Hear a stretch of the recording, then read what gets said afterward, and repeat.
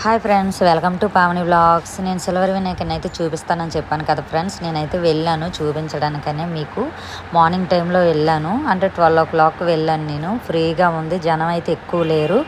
లోపలికి వెళ్తున్నాను చూడండి, అది ఎంట్రింగ్ అనమాట. అలాగ మనం అలా తిరుగుతూ వెళ్ళాలి.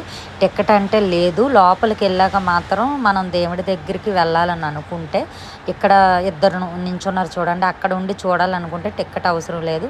లోపలికి వెళ్ళాలి మనం, అలా ఫొటోస్ అవి తీసి వీడియోస్ తీసుకోవాలనుకుంటే మాత్రం 20 రూపీస్ మాత్రం ఇవ్వాలి. మనిషికి 20 రూపీస్ తీసుకుంటున్నారు.